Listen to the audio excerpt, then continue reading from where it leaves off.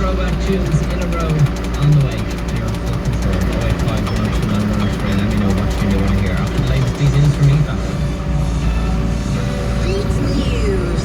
Teachers may have to issue a predicted grade for Leaving Cert students under measures being considered by the Department of Education. The exams are scheduled to start in late July but are subject to public health advice.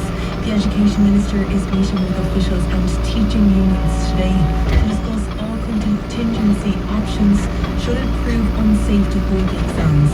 These teachers are uncomfortable with the idea of predicting their students' grades. I just think it puts an awful lot of pressure on the teachers because there is a relationship there and there is a person's side there and you don't want to have to get involved in a fear of disappointing them. It just adds an awful lot of pressure. And also there's the issue that many teachers who work with a parent of a student that's in sixth year may feel under pressure to give them a better grade than they deserve.